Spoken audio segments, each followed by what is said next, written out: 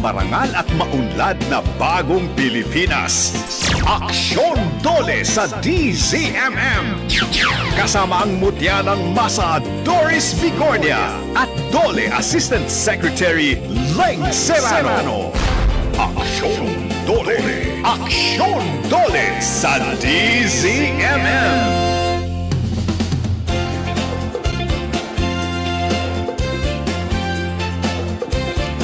Ay! Parang tumawag lang ng kaibigan. Ay! Isang maunlad na umaga mga kapamilya at kaserbisyo. Ay, sus Mariosep, ang daming nangyari ngayong linggo. Lumindol, bumagyo. Pero nandito pa rin kami para sa inyo. Dahil ito ang programang para sa bawat Pilipino, maghahatid ng balita, aksyon at serbisyo. Ako po, si Doris Bigornia. Magandang umaga, partner, at magandang umaga Good po morning. sa mga nakikinig at nanonood sa ating programa.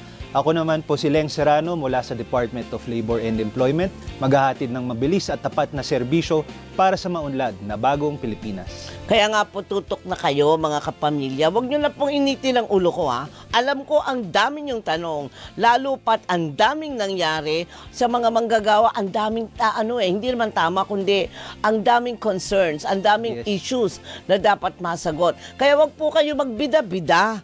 Andito yung mga eksperto, andito yung mga opisyal. Sila po ang makakasagot niyan. Kaya ito po ang ating programa nilunsad para po sa ating mga manggagawa. Aksyon Dole sa DZMM.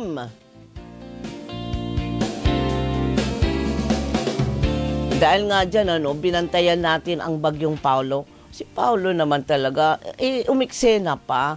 Hanggang kahapon po yan na umabot na nga po sa signal number 4 sa Isabela, Aurora at mga karatig lugar. Kayo, kamusta ba kayo sa inyong mga kinalalagyan yon? Dito sa Metro Manila, hindi tayo masyadong hinagupit, hindi ba? Mabuti naman po. Yung si Bagyong Paulo, oo, mahigit 80,000 pamilya ang naapektuhan ng magnitude 6.8 ba ito? 6.9 na lindol sa Cebu at 68 ang napaulat na namatay ayon sa NDRRMC kahapon. Nakausap natin dito sa DZMMCO, di ba, si Secretary Benny Laguesma mismo tungkol sa reklamo ng mga call center agent laban sa halos 10 BPO company. Ayon sa mga manggagawa, pinipilit silang magtrabaho sa gitna ng lindol. Ano pa naman talaga yan? O, luwapit-lapit nga kayo dito. Sinasabi rin na pinagpapaliwanag at papatawan ng parusa at tatanggalan ng benepisyo ang mga empleyadong tumangging magtrabaho. Ano ba ang dapat gawin kapag ganito, partner? Kasi kagulo na nga, di ba? Tapos ganyan pa ang nangyari. Oo nga, partner. Unang-una, napakinggan po natin ang panayam nyo kay Secretary Benny kahapon, ma'am? Dahil sabi ko nga sa inyo, ako po'y sumusubaybay sa inyong programa, Tandem ng Bayan. Ay, salamat. Araw-araw po yan. Pero yun nga ho, partner, po sa ating mga nakikinig. Alam nyo ho, actually, ito po ay parang offshoot ng ating napag-usapan last week. Maalala nyo, timely. Yes, nung binabantayan po natin ng Bagyong Opong. Correct. Nabanggit po natin itong sinasabi natin Labor Advisory number 17, series of 2022. Ngayon po ang sinasabi po nun, kung maalala po ng mga nakikinig the last episode, meron po tayong mga work stoppage during weather disturbances and similar occurrences. Naalala ko yung work stoppage. Opo, yes. Diba? Yes, partner. Kaya dito po sa ating binabalangkas ng ating Labor Advisory number 17, ay hindi lang man po yan mga bagyo. Ito pong and similar occurrences, ay kasama po dapat yan ang lindol at iba pang mga sakuna. Kaya nga po dito po, meron din po itong provision sa dulo na po, dapat po there should be no liability. Inulit ko po, no liability for employees who fail or refuse to work by reason of imminent danger arising from weather disturbances and similar occurrences. Nakasama po dapat itong paglindol. Pasok dapat. Pasok ho dapat. Pero kailan natin ipapasok? Kaya nga medyo siguro naglakas loob yung iba mga employers na hindi lang hindi pinayagan lumabas, hinarangan pa yung mga exit. Oo nga ho, partner, alam niyo ho, binabantayan rin po natin ang mga nakukuha nating balita sa social media. At agad-agad naman po the next day si Secretary nagbigay po siya ng instruction sa ating regional director. Noong Miyerkules po yon sa ating regional director dyan sa Region 7 na tignan ko ano ba itong mga issue na lumalabas sa social media. Banggitin ko na lang rin coming off from sa inyong interview kahapon, nabanggit nga po ni Secretary Benny, meron pong sulat or letter requesting dialogue ang grupo ho na agad naman pong tinugunan o skinedule kaagad ng ating regional director. Sa Lunes po yan. Para po makita po, makuha po natin yung mga detalye, ano ho ba ang mga talaga nangyari. Oo. Pero hindi ibig sabihin, ASEC, na dahil sinasabi na merong reklamo yung mga BPO workers na yan, ay agad-agad napapatawa na ng parusa yung mga employers. Kailangan marinig din ang kanilang panig. Yan, tama ka dyan, partner. Titignan ho natin kung ano ho ba talaga nangyari. Meron ba talagang pinigilan, mga pagkakataon na yan. Kasi syempre itong 6.9 is very, di naman ho yan, parang bagyo na sanay na ho. This is extraordinary, So dapat yung mga employers, alam rin ho kung paano umaksyon right after. Banggitin ko na nga rin, partner, alam niyo mabilis ho talagang umaksyon ng ating regional director dyan sa regional office number 7, si Attorney Roy Buenafe. Agad-agad rin po siya nakapag-react dito po, meron po tayong response. At ito po, based dun sa instruction ni Secretary Benny, natignan ano ba talaga nangyari dito sa mga opisina na nagkaroon ng mga nalabas sa ating social media, mga hindi daw po nagpa-uwi. Despite the fact na mayroong mga manggagawa na gusto natakot ho siguro. Di ba? Lahat naman natakot. Syempre, kaya ho, nung just last night actually, yesterday, tumuwid po yata ng gabi, nagkaroon ho kaagad ng 2 inspection. Ang ating regional director para tignan kung ano nga ho ba ang mga nangyari. And most especially tignan ho yung mga may kinalaman sa safety and health ng mga manggagawa dyan sa mga establishments. Yun ang importante, yung safety, occupational health. Safety and health. Safety and health. Meron din po kasi mga occupational safety and health program na dapat pinapatupad ng ating mga establishmento. Alright. Ang mahalaga doon, mahalaga na, importante pa, umaksyon yung DOLE at nararamdaman ng mga empleyado. Kasi pagka wala pong naramdaman ang empleyado na aksyon, or kahit abiso man lang, lalo silang hindi naman malulugmo, kundi mawawalan ng gana o mawawalan ng tiwala doon sa kanilang mga employer. Yes, partner. Kaya sinasabi nga natin dito, matapat at mabilis na serbisyo. Dapat talagang gampanan po natin yan. Kaya nagpapasalamat po tayo sa ating regional director. Baka tulog pa ho yata kasi dire-diretso kanyang inspection ngayong gabi. Napuyat na. Ano na kayo, walang tulugan ang nangyari sa inyo. Tuloy-tuloy. Pero nakarating pa rin dito si ASEC at ang ating buong puwersa ng DOLE ay nandito pa rin. At siyempre pa, dahil DOLE ito, nakita nyo ba meron kaming uniforme? Di ba ang ganda? Magpasalamat tayo, partner, sa ating sponsor. Ang sino ba yan? Compensation Commission. Ayan, maraming salamat. Thank you. Ang ganda, meron pa kayang kapatid ito? Teka muna. Tayo po ay napakikinggan sa DZMM Radio Patrol sa East 30 FMR Regional Stations at sa bayang napapanood po nationwide sa DZMM Teleradyo Cable Channel.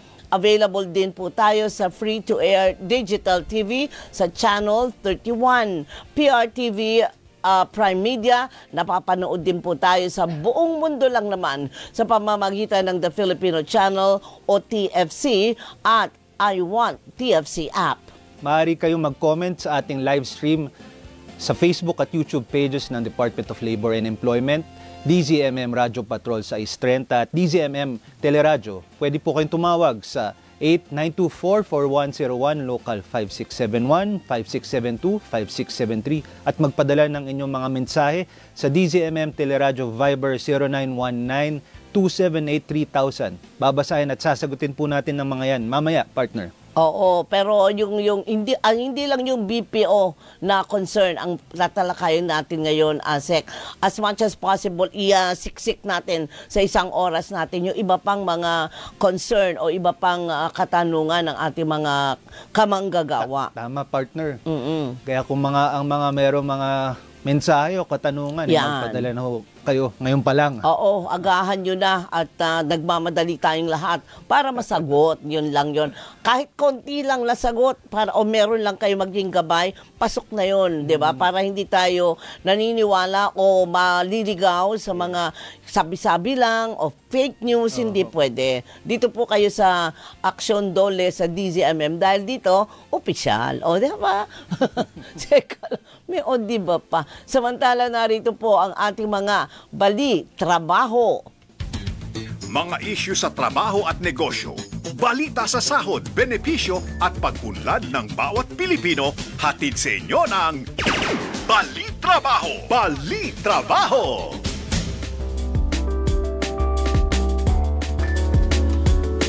Umpisahan na po natin ang ating mga bali trabaho.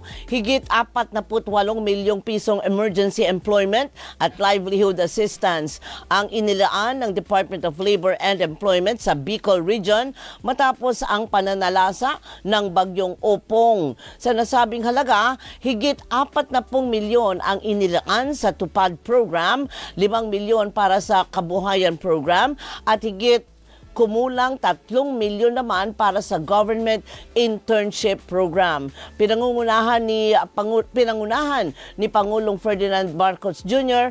kasama sila Secretary Bienvenido Laguesma at iba pang mga kalihim ng iba't ibang mga departamento at ahensya ng pamahalaan para sa pamamahagi po ng tulong sa mga nasalanta sa Masbate noong ika-1 ng Oktubre. Samantala, halos 1,700 residente sa Cagayan naman na naapektuhan ng bagyong Nando ang mabibigyan ng emergency employment sa pamamagitan ng TUPAD program ng DOLE. Halos 10 milyong piso ang inisyal na pondo para nainilaan para sa pagbibigay ng 15 araw sa mga nasalantang residente ng community work tulad ng clearing at rehabilitation activities.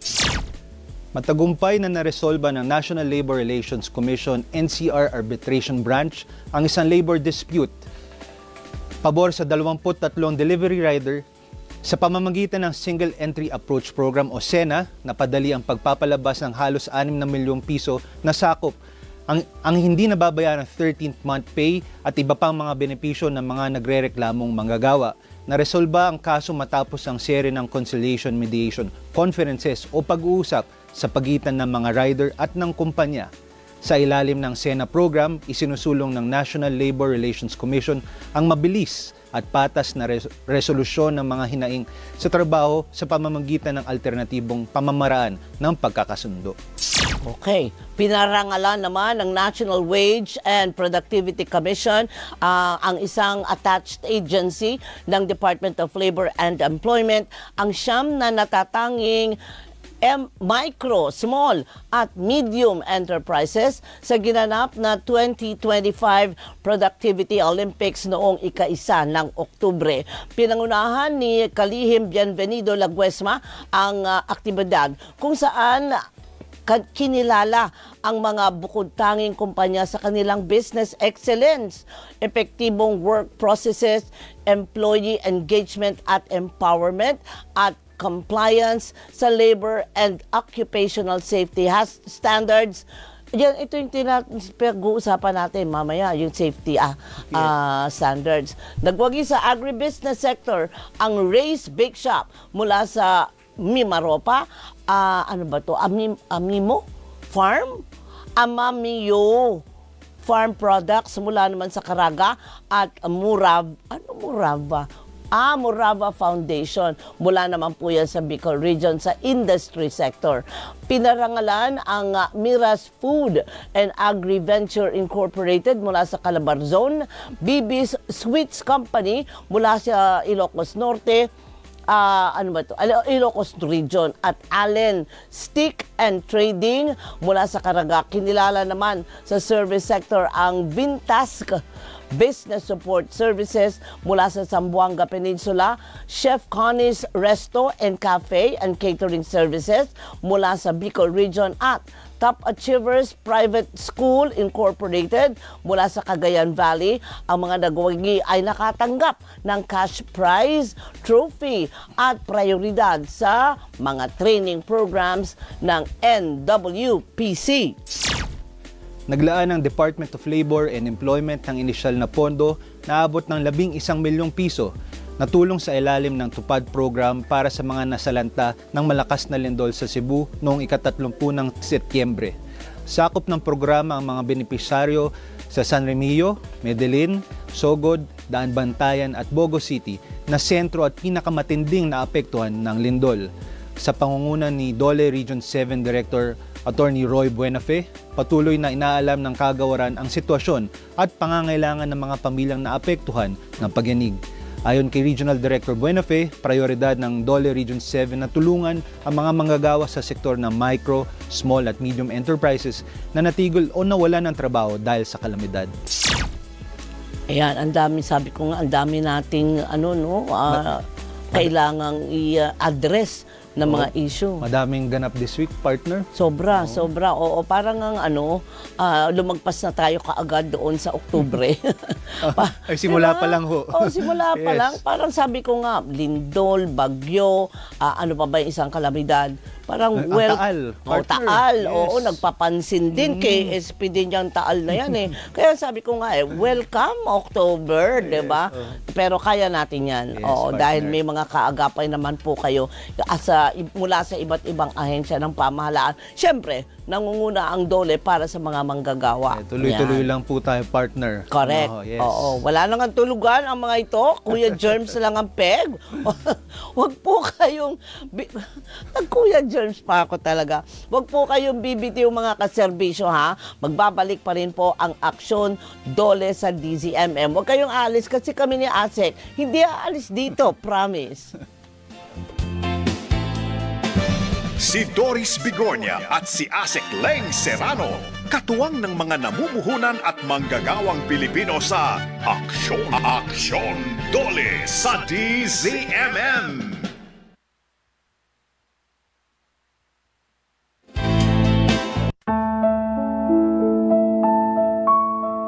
Panginoon, sa ngalan po ng napakaraming mga kababayan naming pinadapa at sinalanta ng sunod-sunod na bagyo at pagbaha. Sa ngalan ng mga buhay na nawala at libu-libong nasaktan at nawala ng tahanan dulot ng napakalakas na lindol sa Cebu at mga karatig lugar, ang aming taimtim na panalangin at pagsusumamo ay yakapin mo po sila. Tulungan at gabayan ang aming mga namumuno na gawin ang tama sa lalong madaling panahon upang maisalba pa ang mga biktima at maipagamot ang mga nasaktan. Yakapin mo po kami sa oras ng aming pangangailangan. Ito ang aming hiling at panalangin sa ngalan ng inyong anak na si Jesus. Amen. Ito ang Radyo Patrol, Marlene Padiernos, DZMM. Bilang isang Radyo Patrol, ako ay hindi naman nagre-rely sa mga nakikita o nabasa ko sa social media o kung saan man. Pero ang ginagawa ko ay kumakausap ako ng mga nararapat na tao, mga opisyal. Kahit nasaan man silang parte ng Pilipinas, tinatawagan ko talaga sila para makakuha ko ng kumpirmado at siguradong impormasyon na ibabalita ko para sa ating mga tagapakinig. Gising! Ang inyong Mr. Gising in the morning. With pleasure. Energy! Ang hatid namin tuwing umaga. Kasama ang mga sisiksik ng 6 a.m. mo ng talakayan, balitaan at kwentuhan. Alvin L. Chico sa alas 6 at kasama si Doris Bigornia sa alas 7:30, Lunes hanggang Biyernes sa DZMM Radio Patrol sa East 30 at DZMM Teleradio.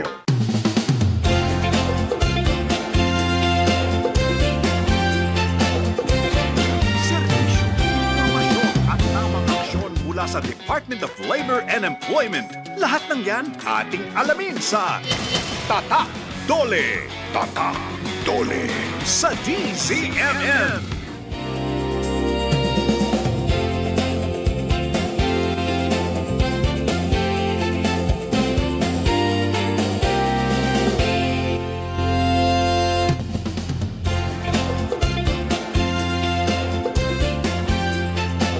At nagbabalik pa rin po ang Aksyon Dole sa DZMM. Doris Bigornia po. Siyempre, kapartner natin dito, si Asek Leng Serrano. Ay kaugnay pa rin partner.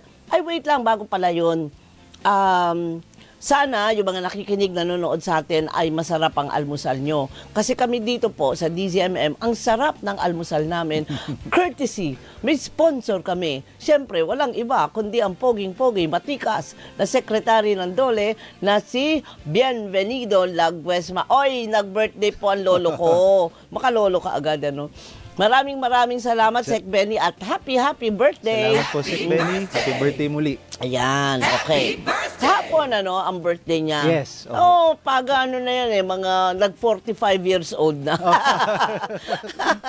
Kaugnay pa rin po ng usapin sa kaligtasan at kalusugan ng mga manggagawa. Kilalanin naman natin ngayon ang ahensya na nagbibigay ng benepisyo at serbisyo kapag ang isang manggagawa ay nagkasakit na aksidente o di kaya naman ay namatay ng dahil sa trabaho. Makakasama po natin live dito po sa studio. Live na live siya, no? Si Attorney Caima Villa Velasquez, ang Executive Director po ng Employees Compensation Commission ng Dole. At matagal ko naririnig na yan, yung Employees Compensation Commission. Ngayon, meron na pong mukha. Dahil andi dito po si Attorney Caima. Tama ba ang pag-pronounce ko? Tama yan, Miss Doris. Good morning. Miss Doris, Sir Asek Leng, ganda na umaga kasi nandito ako at kasama kayo kasi lagi ko kayo sinusubaybayan. Ay, naku, maraming salamat. Good morning, Idikay. Good morning, Asek Leng. Last week, Ma'am Doris, nanonood ako ng programa niyo at nakita ko dito sa kinauupuan ko si Edie Jomar ng Occupational Safety and Health Center.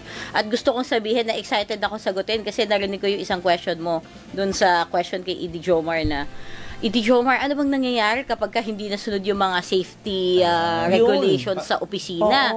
May pinaparehab ba kayo pagka nagkasakit yung empleyado? Kami po, Ma'am Doris, sa ECC yung sasagot siya. Para magkakambal kasi yan, partner, from the safety, ngayon ang ECC naman ang ating makakapanayam. Correct. Magandang magkasunod ho. Kasi pagka alagaan mo nga yung kanilang kalagayan doon sa workplace nila, o kaya bigla silang na-diagnose na ito, kailangan mo ng therapy, o hindi dagdag problema pa yan para sa mga manggagawa eh. So ano po ang ginagawa ng ahensya ninyo para doon? Ayan, Ma'am Doris. So ang Employees Compensation Commission po ay isang attached agency ng Department of Labor and Employment. So GOCC po kami at dito po, hindi po alam na maraming manggagawa ito, kayo po ay miyembro ng Employees Compensation Commission or Employees Compensation Program benefits. Available po yan para sa inyo. Ano pong ginagawa namin? Tama ka, Miss Doris, pag nagkasakit or na-aksidente ka ng dahil sa trabaho, kami po ang dapat magbayad nung pagpapagamot nyo. May income benefits din po kami. May rehabilitation services kami para po matulungan natin yung manggagawa na gumaling at makabalik sila sa dati nilang katayuan.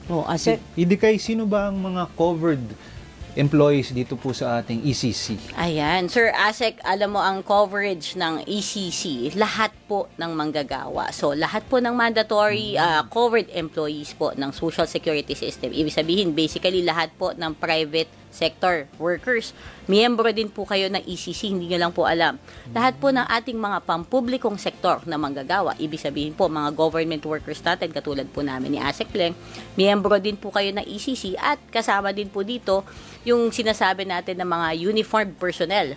So, police, bumbero, sundalo, pati po Coast Guard, pati po workers natin sa BJMP, members din po sila ng ECC kasi po napakadelikado ng mga trabaho nila at sila po yung mas nangangailangan ng benepisyo na binibigay ng ECC.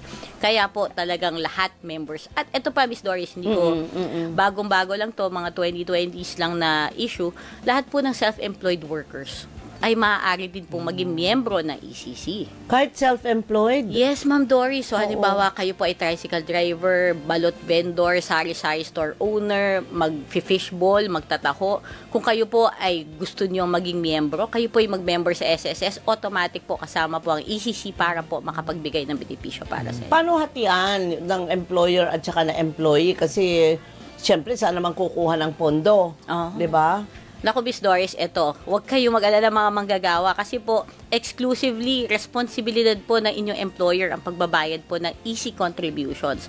At para naman po sa mga ating mga employers, huwag din po kayo mag-alala kasi po, napakababa po ng premium para po sa ECC. Alam niyo po ba na 10 to 30 pesos lamang po ang premium na kailangan bayaran, makukuha niyo na po yung mga benepisyo na inaalok po ng ECC. 10 to 30 pesos, pasok na. Yes, ma'am. Oo. Isipin niyo po, kung ang sweldo niyo po ay 14,750 pataas, doon lang magiging 30 pesos. Kung mas mababa po dito sa halaga na to, 10 pesos lang po kada buwan ang kailangang ihulog ng employer para sa inyo. Pero po, syempre po, kung kayo ay self-employed, kayo po yung magbabayad doon kasi kayo po ang employer at kayo po ang manggagawa ng inyong sarili.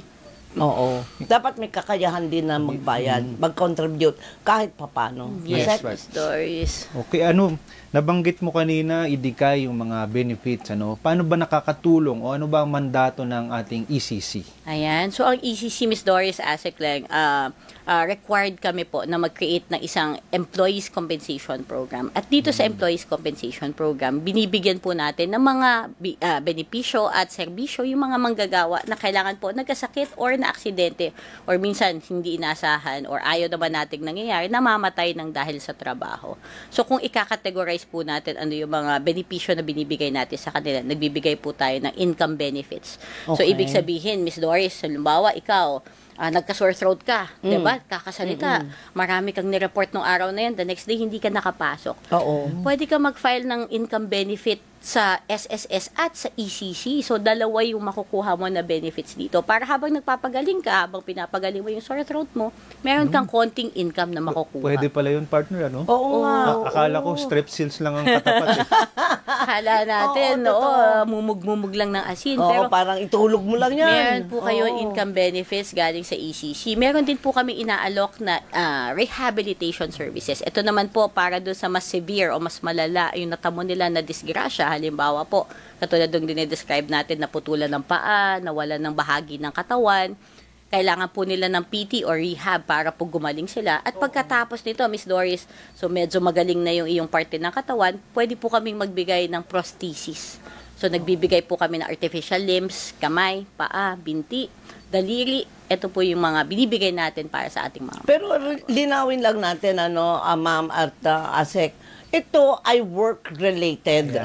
Diba? Yes, Hindi Miss naman Doris. pupunta ka doon ay kailangan ko ng tulong dahil mapuputulan ako ng paa. Eh, bakit? Ano nangyari? May diabetes po ako. Hindi po ganun. Work-related dapat. Kaya ang tanong po ngayon, ano po yung mga work-related na sakit o mga aksidente na compensable? Tama ba ang termino natin sa ilalim nga po ng inyong programa? Ang galing mo, Miss Doris, kasi importante talaga na bago ka makakuha ng benepisyo at bago po kami makapag-extend ng tulong sa mga manggagawa, kailangan po work-related yung kanila aksidente or pagkakasakit. So, madaling i-distinguish to, Miss Doris, kung halimbawa ang pagkaka-aksidente mo nangyari sa loob ng lugar ng paggawaan. Factory worker ka, naipit yung kamay mo sa makina, sigurado work-related yan, walang question.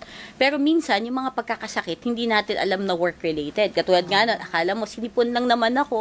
Hindi naman related sa trabaho ko yon. So, medyo hindi po natin maipapasok yan sa ECC. Pero po, huwag kayong mag-alala kasi nga po, kung kayo ay member ng SSS, makakuha din po kayo ng SSS sickness benefit naman. So, hindi naman exclusive na kailangan work-related lang. So, magdodoble lang po yung benepisyo na makukuha nyo kung ang inyong pagkakasakit or pagka-aksidente ay both work-related at syempre, as a benefit nyo po as member po ng Social Security System. Okay. Hindi kayo dun sa sinasabi natin na work-related dapat ang injury o sickness.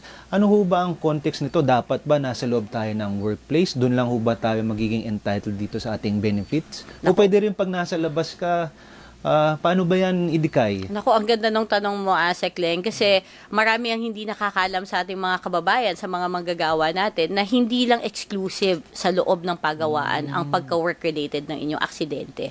Kasi kasama din po dito, ito ang medyo marami kaming nakikita dito na claims, Asek, yung coming home from work, ibig sabihin, pauwi ka galing sa trabaho, or papasok ka, papunta ka sa trabaho. So, halimbawa, ikaw ay isang manggagawa at nagko-commute ka, sasakay ka ng jeep, pupunta ka sa trabaho. Pag sakay mo ng jeep, nadulas ka, nahulog ka sa jeep, or nabangga yung jeep na sinasakyan mo, yung aksidente mo na yon, covered pa rin ng ECC. Kasama pala yung ganun ba? Yes, Miss Doris, kasama yun. Bakit hindi ko alam yan? Mag-claim tayo, Miss Doris. May na-aksidente ka papunta sa trabaho. Minsan, Miss Doris, kwento ko lang ha, meron kaming manggagawa na palabas siya ng kondo niya. So, papasok siya sa trabaho. Nadulas siya sa hagdanan doon sa labas ng kondo niya. Covered yun. Kasi papunta na siya sa trabaho. Ang rule lang natin dyan, Miss Doris, kailangan walang deviation. So, anong ibig sabihin natin sa walang deviation? Halimbawa, si Asek Leng, halimbawa, binata pa siya, hindi pa niya na-meet ang kanyang lovely wife. Ayan. So, pag uwi niya po sa trabaho, pag clock out niya ng 5, pupuntahan ko muna yung nililigawan ko doon sa Cavite. So, nag-jeep siya papuntang Cavite. Doon siya na-aksidente. Yun, hindi na yun covered. Kasi, lumalandi. May deviation po from usual route from home to office. So, kailangan po hindi tayo namasyal or hindi tayo nawala sa tamang daan papunta doon sa ating destinasyon. Paano kung ma'am, nagtrabaho naman siya buong araw. Yes, Miss Doris. Tapos, nataon sweldo. Ala. Di pa pag Friday pa. Friday. Di paldo siya. Ako, kasama yung mga barkada niya. Sige, nom-nom tayo dyan sa tapat. na ano siya, dahil sa kalasingan niya, nabagok ang ulo niya. Pasok ba yun? Naku, Miss Doris. Bagok talaga. Ang ganda nung question mo kasi papasok na ako doon sa excluding circumstances. Kasi meron po tayong tatlo na exempting or excluding circumstances kung bakit hindi ka maaari mabigyan ng EC benefits. Ito po yung una, intoxication yan.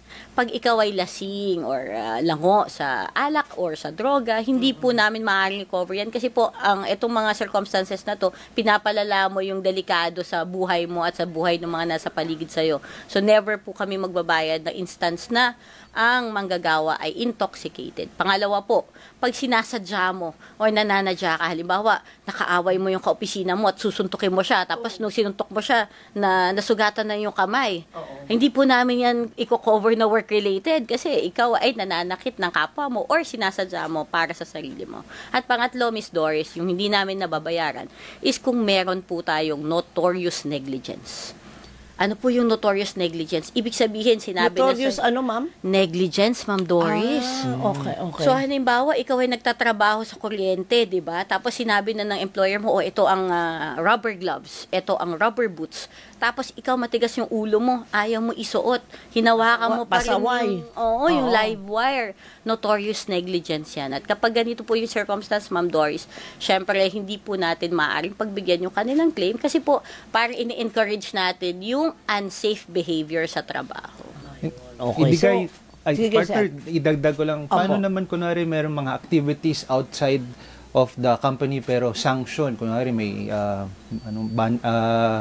seminars o kaya mga sports activities. Maraming ganun. Kasama ba yan, Idikay? Yes, Asek Leng. Ang ganda ng tanong mo kasi kapag ang iyong activity sa labas ng opisina ay company sanctioned, ibig sabihin, employer mo yung nag-utos sa'yo or kumbaga, kahit na nga hindi utos kahit na katuwaan, 'di ba? Halimbawa, company outing, company team building, kung may mangyayari sa'yo dito, naglalaro ka ng sack race, tapos nadapa ka, covered ka pa rin ng ECC. Babayaran pa rin namin yung pagka-aksidente or pagkakasakit dahil ito ay work-related pa din. So, marami yan, Asek Leng, halimbawa, may mga manggagawa tayo na hindi naman confined sa loob ng opisina ang kanilang trabaho, katulad halimbawa ng mga messenger. Mga driver, yan, laging nasa labas yan, laging nasa kalye yan. Correct. Yung kanilang oras po sa labas, kung ito ay dahil sa utos ng kanilang boss or dahil ito ay nasa nature ng kanilang trabaho, ito po ay work-related at covered pa rin ng ECC. Okay. Mabuti naman, pero ang tanong dyan ngayon, attorney, ano yung mga konkreto na benepisyo na agad-agad makukuha ng empleyado at Ano ba yung proseso? Kasi baka naman gumaling na yung karamdaman, hindi pa nakukuha yung benepisyo.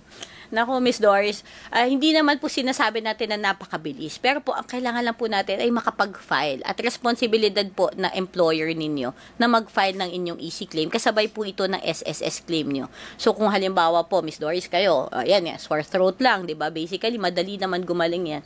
Kung ifa-file po na inyong HR officer or admin officer ang inyong claim sa SSS, sinabi niya work-related, automatic na po ang pag-process ng claim. Hindi nyo na po kailangan ulitin. Isang click na lang po, isasubmit po natin yung proof. Siyempre, ano po yung mga proof na hinahanap natin? Medical certificate. Siyempre, hindi naman alam ng SSS at ng ECC ano yung nature po na inyong sakit. Correct. Kailangan natin yung medical certificate. Kailangan po natin yung mga resibo ng inyong binayaran sa ospital. Importante yung yun. sobida po na binayaran natin sa doktor. Yung medicine receipts po na binili natin sa Watsons or sa Mercury. Ito po ay mga pagpapatunay na ito po yung inyong mga nagastos dahil sa inyong pagkakasakit. So, wag nyo po itatapon, ipunin po natin, i-file po natin sa ating HR officer or admin officer po sa inyong opisina at sila po ang may responsibilidad na ipasok po sa sistema ng Social Security System ang inyong claim. So, nasa HR pala yun, ang pag-usad ng pagkubra mo nung benepisyo. Yes, Ma'am Doris, sinasabi po namin lagi, it's a joint responsibility po kasi ang system po, ang SSS po, required po na employer ang magfa-file, ang magkiklik, pero po responsibilidad ni employee na i-provide po yung supporting documents kasi hindi naman po hawak ng employer yung inyong medical record, wala po siyang access sa inyong hospital. Kasi may data privacy, hindi naman po namin basta-basta makukuha ang inyong health records galing sa clinic kung saan po kayo nagpa-check up. Correct. So ito po, kailangan nyo pong ipunin at para po mapabilis yung proseso kasi minsan hindi isasubmit agad lahat, pa-utay-utay.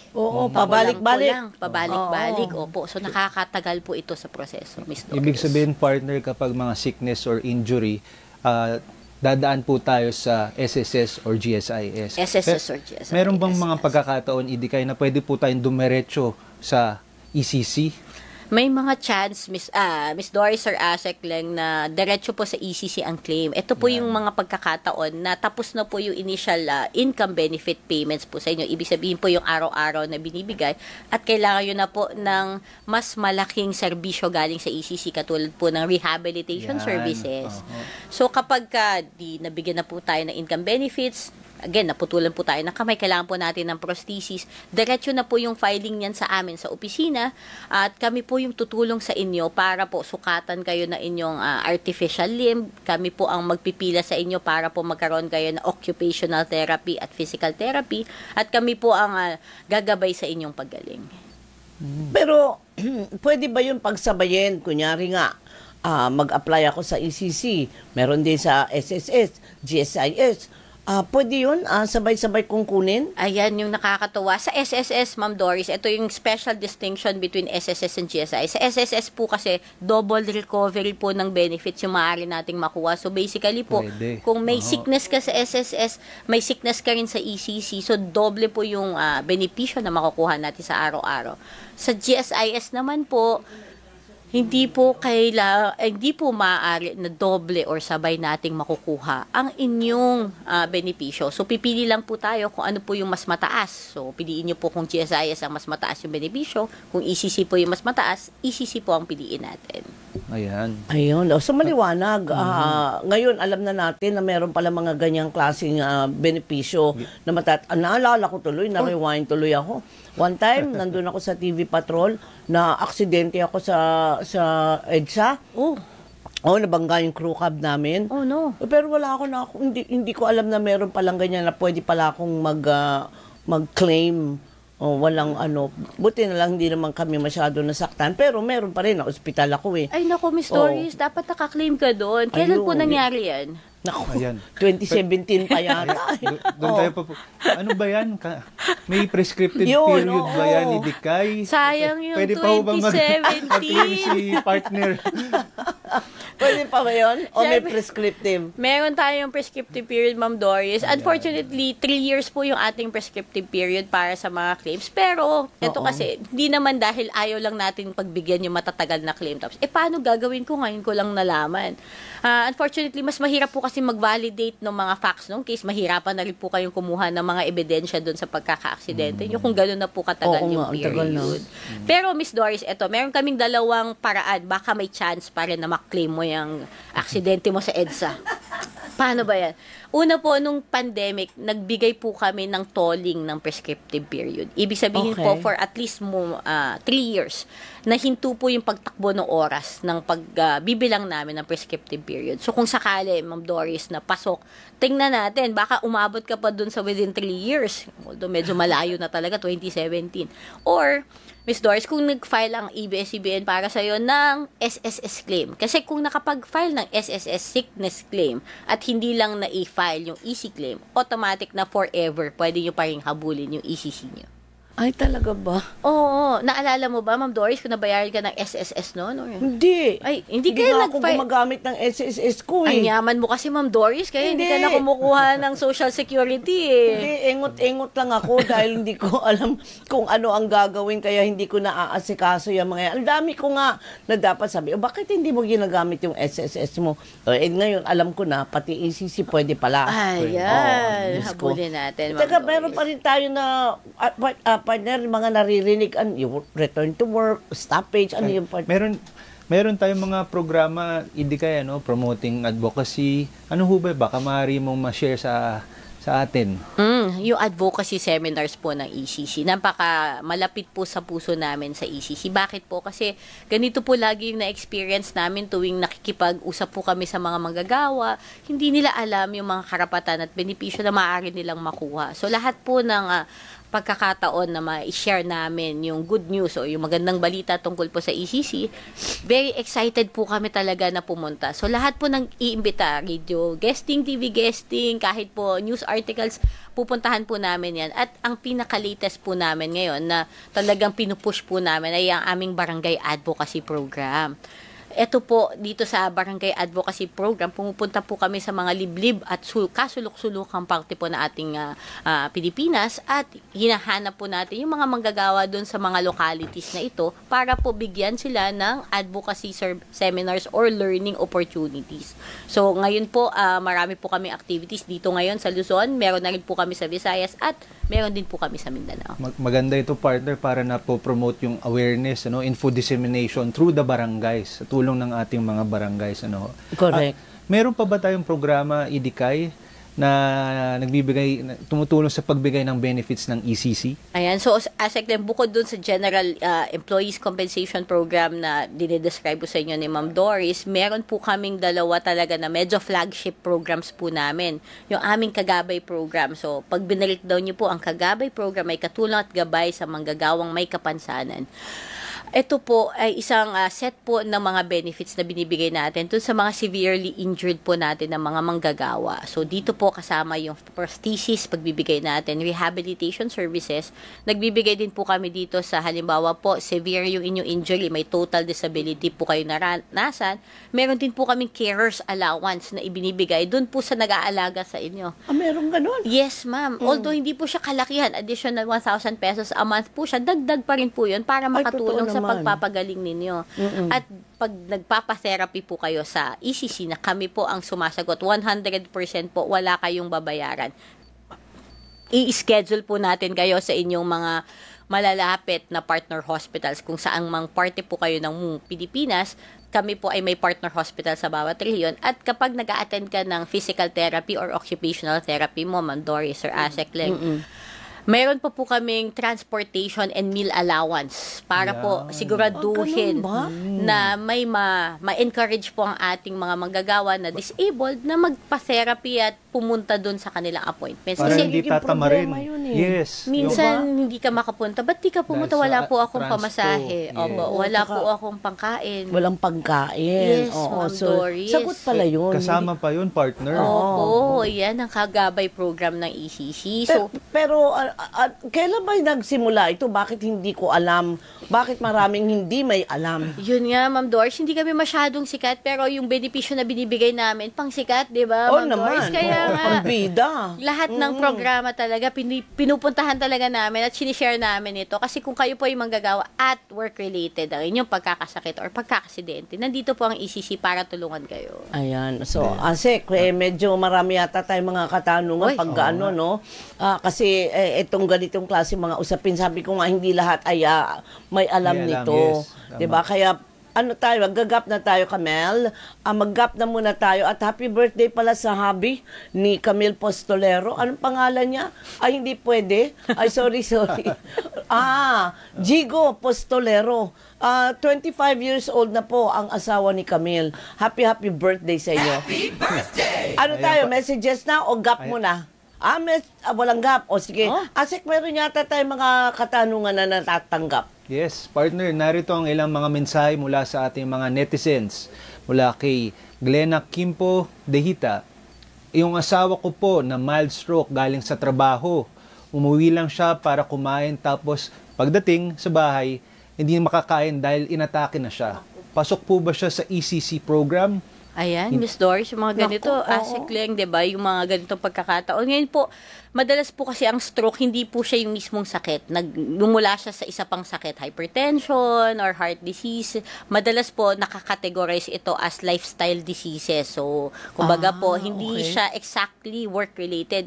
Pero po, sa ating online asker, wag po kayo mawala ng pag-asa kasi po may mga pagkakataon na nag-a-approve din po kami ng stroke as compensable under ECC. Ano po yung pagkakataon na ito? Kung sa araw po na yun mapapatunayan na overly strenuous yung trabaho po ng inyong asawa.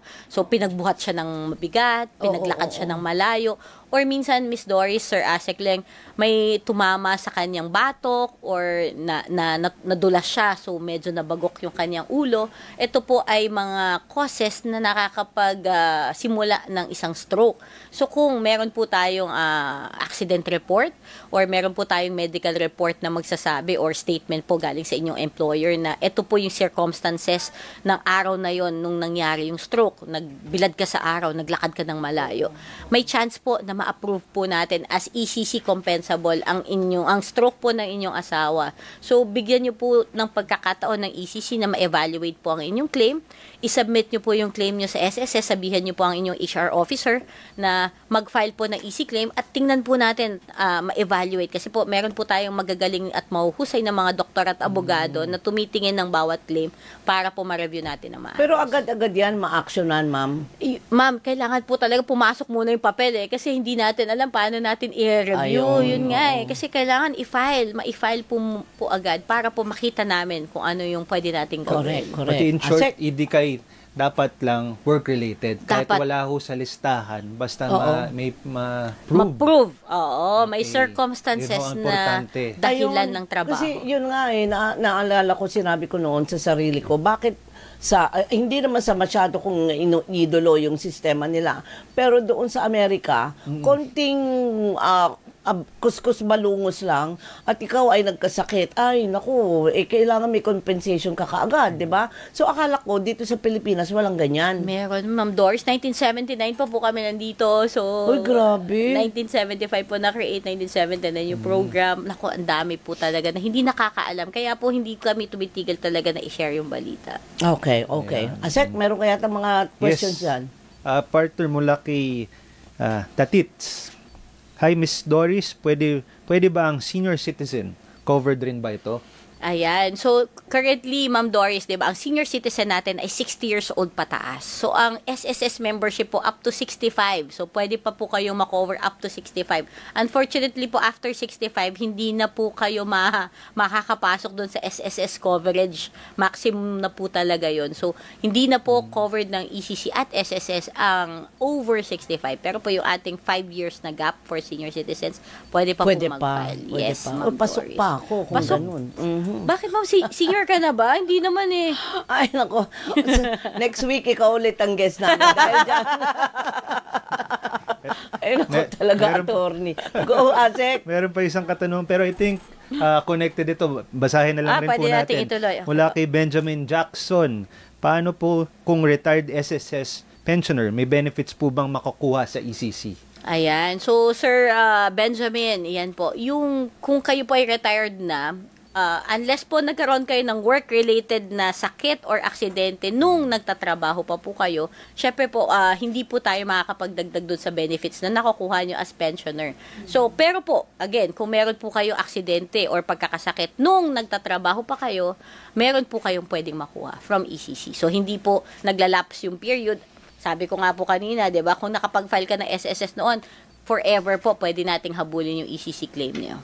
Ay, magaling, 'di ba? Kasi yung iba nawawala ng pag-asa or na tinatamad na dahil parang wala naman ako makukuha diyan, 'di ba? Okay. Ma'am Doris. 'Di ba? So, mula naman kay Lily Soliva, pwede pa po ba i-file yung time noong pandemic? Ngayon ko lang po nalaman na sa program nyo. Kita mo na? Ayun. Oo. So, precisely, Ma'am Doris, Asek Leng, yung pagtol namin ng prescriptive period ng pandemic kasi alam namin na nahihirapan yung mga manggagawa na makapag-file ng kanilang EC claim. So, kung kayo po ay nagkasakit ng COVID nung time na yun, ang COVID-19 po ay isa sa mga compensable diseases under the EC program. So, kung kayo po ay nagkaroon ng expenses related doon or nagkaroon po kayo ng absences sa trabaho dahil po nagka-COVID kayo at nag-file kayo ng SSS, pwede pa pong i-file yung inyong COVID claim ngayon. Alam mo, partner, ngayon ko lang rin nalaman yan. Talaga ba? Nakailang COVID ako noon. Lahat naman tayo nagka-COVID, di ba? Pwede pala yun. Although, Asek, Ma'am Doris, kasi minsan iniisip, basta nagka-COVID ako, may compensation. Pero kasi kailangan nagkaroon ka ng loss of income. So, halimbawa, nung nagka-COVID ka, naka-work from home ka, so hindi ka naman nabawasan ng leaves. At wala ka ng leave. At wala ka ng leave. Actually, Asek, pag work-related yung disease, kahit may leave ka pa, pwede namin bayaran. So, yun yung pagkakaiba namin sa SSS. Sa SSS, kailangan exhausted muna yung leave credits mo.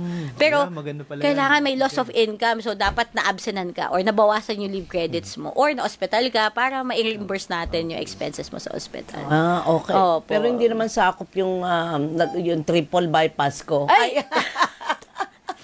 Sabihin natin, joke ma'am, lang. Sobrang stressful magtrabaho sa media. Totoo, di ba? Na-stress ako, kaya ako inatake. So, pwede ko kailangan. Hindi. Nagjo-joke lang ako. Meron ba kayong mga grupo or komite na mag-a-assess, mag-verify kung ito nga po ba ay tama yung kine-claim ninyo? Yes, Ma'am Dory. So, initially po, ang process po na ating claims, ang mag-review po niya ay medical evaluator po na SSS or GSIS kung pampubliko or pang-pribadong sektor ka. Second level po, pag na-deny nila, i-a-appeal mo sa kanila, doktor at abogado din po yung nag-review within SSS and GSIS. Kung pangalawang pagkakataon po na-deny pa rin yung claim nyo, aakyat po yan sa ECC, diretso po sa amin. At ang mag-review po sa inyo ay isang panel po na tinatawag namin na Technical Review Committee. Ang members po nito, doktor po galing sa PhilHealth, doktor po galing sa Occupational Safety and Health Center, doktor po na inappoint po na employers representative natin, doktor na inappoint po na employees representative natin, at in-house doctors at lawyers po na ECC. So, bawat claim po, masusi po yung pag-evaluate natin. Binabasa po talaga, iniisa-isa para po mapagbigyan. Alright. Meron pa tayo isang katanungan mula kay Octavia. Covered po ba ng ECC ang mental illness due to work? Halimbawa, nagka-depression si employee kasi na-stress sa work. Iko-cover po ba ng ECC yung treatment at income while undergoing treatment? Ayan, Asek, napaka-timely nung question niya, di ba? Kasi marami talagang nagtatanong sa amin. Last year nga, Asek, nagkaroon kami ng joint program with Institute for Labor Studies. Dahil pinag-aaralan natin, paano po natin magagawang i-cover ang mga mental issues or mental diseases na na-experience ng mga manggagawa. Ngayon po, so far, sa panahon po na ngayon, wala pa po yung mga normal na experience natin katulad ng depression or bipolar order sa kadahilan ng medyo mahirap po siya i-connect. Kasi po ang mental issues, multifaceted po yung causes niya. Hindi mo pwedeng i-relate sa isang bagay lamang. Pero po, ang intention po talaga araling masusi at mabuti itong mental health diseases na nag-emerge ngayon para po mabigyan natin ng karampatang benepisyo sa future para po mabigyan natin. Pero Ma'am Doris, may mga nabibigyan kami ng ganito ha. Halimbawa, PTSD dahil halimbawa sundalo or police naka-experience ng traumatic na circumstances sa trabaho. I think sa media, marami kayong na-experience na mga gruesome. So kung magkakaroon po kayo ng ganito, madali po siya i-connect as work-related. So nakukover po namin yan. May mga claims po kami na pagbibigyan na ganito. Okay. So ipasok lang natin Asik, kung meron po sa mga serbisyo natin na nangangailangan o mangangailangan ng tulong, maaaring tumawag sa numero ng National Mental Health Crisis Hotline na 0966-351-4518, 908-639 at 2672. Partner, meron pa dyan. Gayon din, hotline natin. Hotline, yes, 1553 1800-188, 1553, 0919-057-1553 at 0919-899-8727. Okay, basta meron tayong dial a friend hotline doon sa mga ngailangan ng tulong na yan. At yan po ay 02-8525-1743, 02-8525-1881. Meron po kayong makakausap dyan 24/7 kung kailangan nyo po talaga. So, meron pa ba tayong nabusog na ako at bumalik na yung sugar ko. Maraming salamat, Secretary Benny. Tamang-tama yung pinagdala mo kasi pagka ganyan bumababa, sorry naman, naging personal ako. Pag bumababa yung sugar ko, kailangan ko ng pampataas, kailangan ng matamis. Na eksakto pala, partner. Eksakto. Destiny pala yun. Kailan kaya mauulit, Sec Ben? Yes! Happy birthday po ulit. Mukhang magkakaroon na tayo ng Teka lang, hindi. Isa na lang sa'yo, Sec, ang hirit ko. Ano ulit ang polisiya ng Dole doon sa mga ganong klase? Nagkarindol, nabaha, nagkaroon ng bagyo. Ano ang polisiya? Hindi po pwedeng umalis ang empleyado sa workplace niya? Yes. So, bangitin ko ulit Labor Advisory number 17 series of 2022. Hindi po, dapat po walang liability, walang parusa sa mga manggagawa na hindi nakapasok, failure or refusal to work due to imminent danger from any calamity, kasama po ang weather disturbances and similar occurrences. Kasama na po dyan ang lindol. Yan. Maliwanag yan at kaya kayo mga employer at employees kayo ay aware na ngayon, so alam natin lahat kung ano ang ating gagawin. At dahil dyan po, kaway na ng kaway si Camille Postolero na nagbe-birthday, ang asawa na si Jigo, dito po nagtatapos ang makabuluhang umaga ng aksyon Dole sa DZMM, mga balita, aksyon at serbisyo para sa bawat Pilipino. Sa inyong iba pang mga katanungan, tumawag po kayo sa Dole Hotline 1349 o mag-message sa hotline 1349 at dole.gov.ph or Dole Facebook Messenger. Iniimbitan din namin kayo na i-follow ang aming social media accounts na makikita nyo sa inyong mga screen para lagi po kayong updated sa mga programa ng Dole. Tuloy-tuloy lang po ang ating pagtutulungan para sa isang matapat at maunlad na bagong Pilipinas. Maraming salamat po sa lahat ng tumutok at nakisama sa atin ngayong umaga. Yan. Pero bago tayo magtapos, maraming salamat po sa ating naging resource person. Yes. Aba, para tayong sa Quadcom resource person. Mr. Chair, ang ating po nakasama si Attorney Kaima Belasi at magpasalamat tayo sa ating sponsor na jacket. Sponsor na ang ating jacket na napakaganda. Sabi ko nga, may kulay blue ba nito? Maraming Partner, salamat. baka sa mga susunod na ating mga makakapanayam, baka meron din silang dala sa atin. Tama. Dahil dyan, tayo po ay kinakawayan na ni Camille, mga kapamilya at kaserbisyo manatiling nakatutok sa DZMM Radio Patrol sa Istrenta at DZMM Teleradyo. Kita-kita po tayo ulit sa susunod na Sabado. Sa Dole, mabilis at tapat na serbisyo ang maaasahan ng bawat Pilipino. Ayan, okay, bye-bye. Mag-ingat po tayong lahat. Thank you. Si Doris Bigornia at si Asek Leng Serrano, katuwa